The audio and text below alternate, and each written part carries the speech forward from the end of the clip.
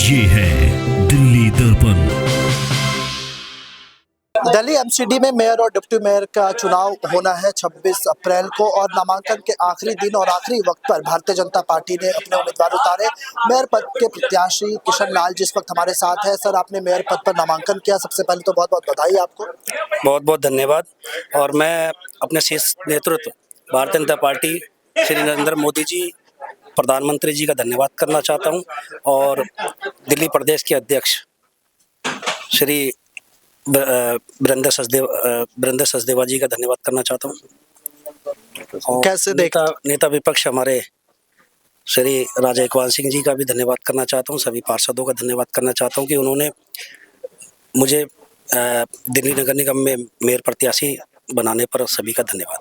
तो डगर कठिन होगी सर, क्योंकि जो मैंडेट है या फिर संख्या बल की अगर बात करें चुनावी में, तो आम आदमी पार्टी के पास है और पिछली बार भी लगातार हंगामे देखने को मिले और फिर आम आदमी पार्टी ने दोनों ही सीटों पर जीत दर्ज की। कोई डगर का कठिन नहीं है, लड़ेंगे और जीतेंगे। जिस प्रकार पिछले 15 महीने से दिल्ली के अंदर पार्षदों की जो हालत है, क्षेत्र के अंदर विकास नहीं कर पा रहे हैं, पार्षदों की सुन नहीं पाता कोई, क्षेत्र के अंदर जनता त्रस्त हो रही है। तो मैं यही कहूँगा कि ऐसी स्थिति के अंदर अंतरात्मा की आवाज़ से लोग भारतीय जनता पार्टी के उम्मीदवार को मेयर प्रत्याशी और डिप्टी मेयर प्रत्याशी दोनों को वोट करेंगे। लगता है पार्षद अंतरात्मा की आवाज़ सुनेंगे? बिल्कुल सुनेंगे, क्योंकि इतने ज़्यादा दुखी है जब क्षेत्र में जाते हैं, जनता ने जिताकर भेजा है, जब उनकी उपेक्षाओं पर पार्षद खरा नहीं उतरता तो क्या करेंगे वो? 15 महीने से क्या देख रहे हो? तो मुझे पूरा विश्वास है कि वो अंतरात्मा की आवाज़ सुनकर वोट जरूर करेंगे। कुछ पार्षदों से आपकी बात हुई या पार्टी ने बातचीत करने की कोशिश की? क्योंकि अभी का जो समीकरण अगर बात करें दिल्ली में, तो खुद अरविंद केजरीवाल जेल में है और कई नेता अलग हो रहे हैं पार्टी से, तो पार्षद भी आ सकते हैं इस बार? नहीं, हमारी किसी से इस विषय पे कोई बात नहीं हुई है। इस विषय पे हमारी कोई बात नहीं हुई है और सब लोग अंतरात्मा की आवाज़ से वोट जरूर करेंगे। नरेंद्र मोदी जी जिस प्रकार देश में काम कर रहे हैं, उनसे प्रभावित होकर लोग जरूर वोट करेंगे कि दिल्ली का भी जो विकास रुका हुआ है, नरेंद्र मोदी जी के हाथ में दिल्ली का विकास है। दिल्ली नगर निगम जो पिछले 15 सालों से दिल्ली के अंदर काम हुआ था, अब पिछले 15 महीने से सारे काम ठप पड़े हैं।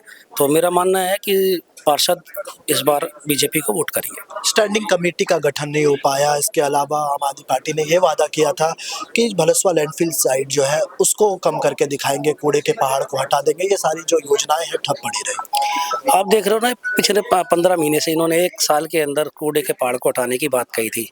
क्या हुआ? जैसे कि तैसा है। तो इनकी करनी और कथनी दोनों में फर्क है। और जबकि एक तरफ नरेंद्र मोदी जी की जो गारंटी है, जो कहते हैं वो करते हैं। बहुत बहुत धन्यवाद।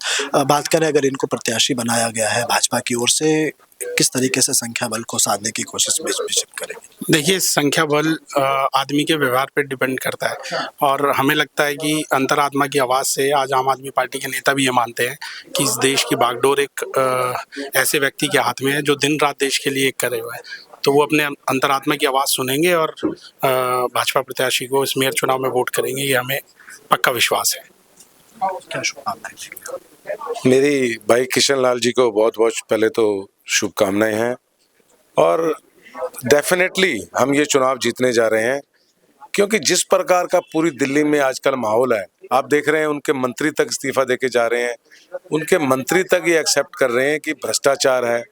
तो मैं भी एक पार्षद हूँ और पार्षद होने के नाते मुझे पता है कि इलाके में क्या कठिनाई है। वो चाहे आपका पार्षद हो, चाहे वो कांग्रेस का हो, चाहे वो भारतीय जनता पार्टी का हो, ये बात बिल्कुल अक्षरश सत्य है कि पार्षद बहुत ज़्यादा परेशान है और वो इस झूठी निकम्मी सरकार को निकालने के बिल्कुल मूड में है।